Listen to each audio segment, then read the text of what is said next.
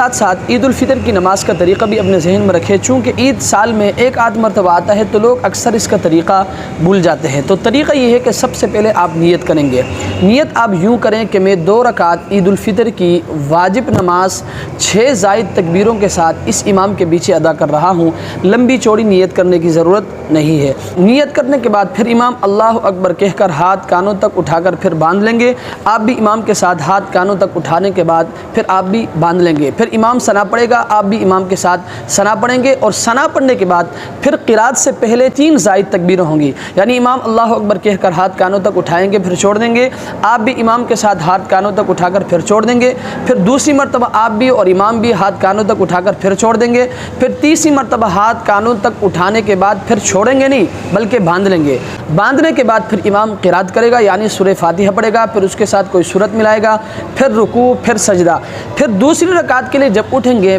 پہلے امام قرات کرے گا، یعنی سورہ فاتحہ پڑھے گا، اس کے ساتھ کوئی سورت ملائے گا، پھر 3 زائد تکبیریں ہوں گی۔ اللہ اکبر کہہ کر امام ہاتھ کانوں تک اٹھائیں گے پھر چھوڑ دیں گے، آپ بھی امام کے ساتھ ہاتھ کانوں تک اٹھانے کے بعد پھر چھوڑ دیں گے، پھر دوسری مرتبہ اللہ اکبر کہہ کر ہاتھ کانوں تک اٹھائیں گے پھر چھوڑ دیں گے، پھر تیسری مرتبہ ہاتھ کانوں تک اٹھا کر پھر چھوڑ دیں گے، پھر چوتھی مرتبہ اللہ اکبر کہہ کر ہاتھ کانوں تک نہیں اٹھائیں گے بلکہ چوتھی مرتبہ اللہ اکبر کہہ کر امام رکوع میں چلے جائے گا، آپ بھی امام کے ساتھ رکوع میں چلے جائیں گے، پھر رکوع، پھر سجدہ، پھر اس کے بعد نماز ختم ہو جائے گی، پھر خطبہ ہوگی، اس کے بعد پھر دعا ہوگی۔ یوں آپ کی نماز اس ترتیب سے مکمل ہوگی۔